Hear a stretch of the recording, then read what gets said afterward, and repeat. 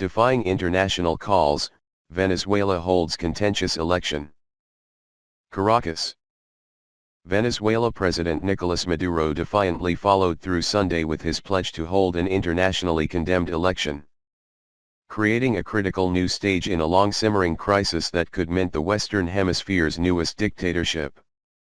In a South American nation known for election turnouts topping 70%, Venezuelans appeared to vote with their feet, staying away from the unpopular ballot in droves. Stinging tear gas filled the capital and beyond on a deadly day in which the Maduro government showed zero tolerance toward pro-democracy protests and stormed squares with shock troops.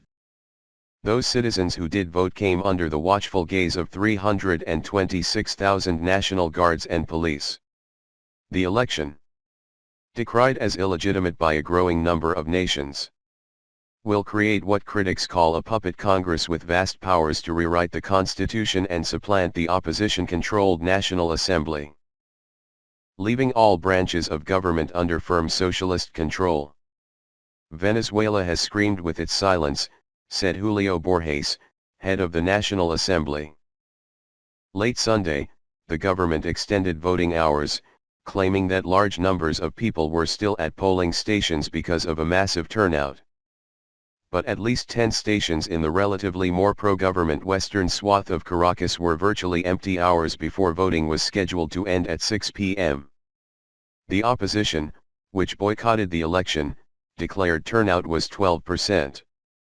The Attorney General's office, which broke with the government, declared at least 7 deaths on Sunday. A government official said not even one death had occurred. The election represents a direct challenge to the Trump administration, which called on Maduro, the anointed successor of late leftist firebrand Hugo Chavez, to cancel the vote.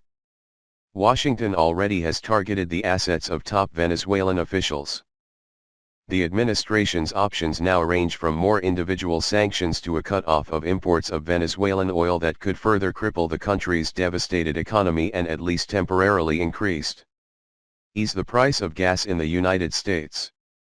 On Sunday, members of the opposition set up barricades in parts of the capital and elsewhere and attempted to stage protests.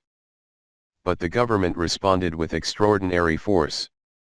In a scene repeated at various spots in the capital, a cluster of peaceful demonstrators were chanting for democracy and waving the yellow, blue, and red Venezuelan flag in the city's Plaza Francia when riot troops suddenly materialized.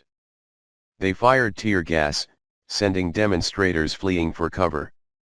Today we protest for the freedom of the country, for the political prisoners, for the fallen, for the people who've died looking for a better future. There are not enough people here because of fear. Later, clusters of demonstrators returned, only to be chased again by troops. A radical faction of government opponents known as the Resistance also used force. Around noon in the city's east, a protester in his 20s placed what appeared to be explosives inside a bag lying on the street. 5 minutes later, as troops passed by in a motorcade, the bag detonated, throwing at least 2 of the men to the ground. A pro-government candidate was killed in the interior state of Bolívar, according to the Attorney General's office. In Caracas, voting began at 6 a.m. amid the squawk of macaws. According to polling from the data analysis firm, 72% of the population is against a new constituent assembly. The nation's 2.8 million state workers risked losing their jobs if they did not vote. Poor residents were warned that they could lose access to food baskets and government housing for failing to turn out for the election, in which the candidates including Maduro's wife and son are all government backers. To be honest, I'm voting because I'm afraid of losing my benefits, said Betty, 60, who lives in public housing and was too scared to give her last name. The government gave me my house, and I don't want to lose it. I'm surviving because of government programs. On San Martin Avenue, just a few blocks from the presidential palace, there were a few people voting at a public school, with 10 waiting in line. Some wore pro-government t-shirts. Around 3:45 p.m., the opposition claimed only 1.5 million eligible voters, less than 7% of the electorate, had turned out. An unofficial opposition ballot held on July 16 had drawn nearly 7.6 million voters, and its results rejected Sunday's election. Ramon Reyes works for the public TV station Televen. Many Chavez supporters known as Chavistas have turned against Maduro, but others turned out Sunday in support. As a citizen and Chavista, this is my responsibility, Reyes said. I always voted for Chavez and the ruling party. Other Chavistas said they have had enough. Everything has changed, everything, said Angeli Verde, a 28-year-old former state worker who turned out for a protest. This is not where I grew up. I can't recognize anything I'm seeing. It's so sad.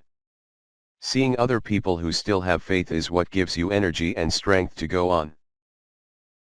Maduro has pitched the new legislature as the cornerstone of a socialist dream. Some candidates are former government officials, but many are government supporters from poor neighborhoods.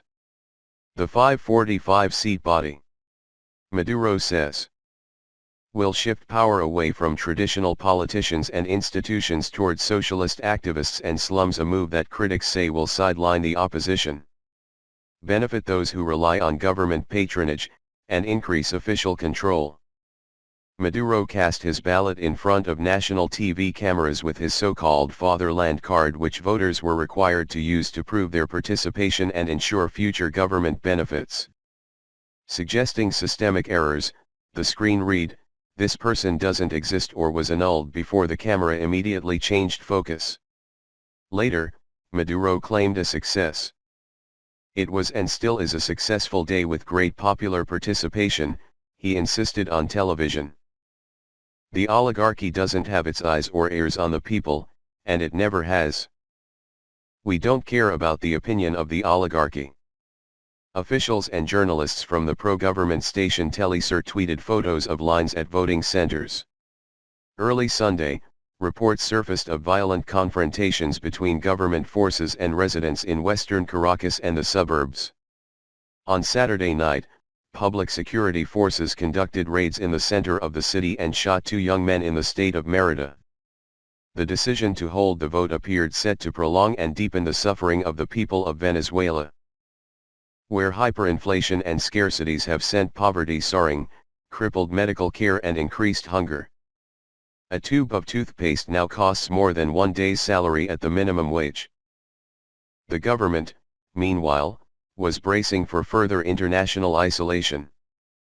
13 nations from the Organization of American States had urged Maduro to cancel the vote.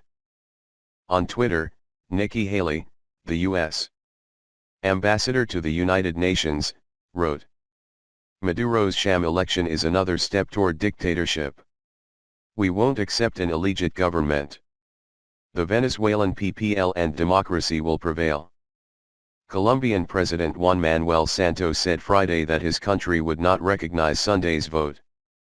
Mexico and Panama said they would collaborate with U.S. sanctions. In Europe, Spain urged the European Union to explore individual and selective sanctions. It left Venezuela with a dwindling roster of allies, chiefly Cuba, Russia, and China. Meanwhile, Delta Airlines and Colombia's Avianca suspended service last week to Venezuela, citing security concerns. The opposition, after failing to muster massive crowds in the streets in recent days, appeared increasingly reliant on international pressure to curb what it called a power grab by the Maduro government. "Maduro is isolating us from the world and transforming our country into an island, like Cuba," Borges, the National Assembly leader, said.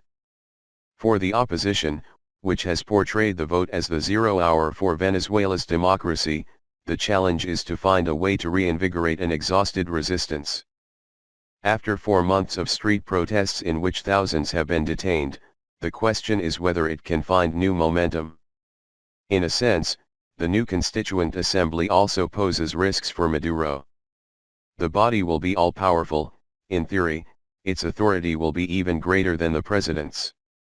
One scenario is that Maduro's wife or son will be installed as its head and the assembly will find a way to protect his grip on power. The socialist government already controls the Supreme Court, which in March nullified the authority of the democratically elected National Assembly. But the new body could also serve as the battlefield for a Game of Thrones among Maduro's inner circle. Speculation is particularly rife that one of his formidable lieutenants, Diosdado Cabello, may be gunning for the Assembly's top job, which he could potentially use to build his own power base. Inside the ruling party, different economic interests are at play, and they're waiting to see how the fight will end, said Felix Seges Rodriguez, a Caracas-based pollster and political analyst. The internal fight has always existed, he continued. The U.S. is waiting to see who will have control over the Constituent Assembly, either Diosdado or Maduro through his wife or former Minister Delcy Rodriguez. Mariana Zuniga and Rachel Krieger contributed to this report.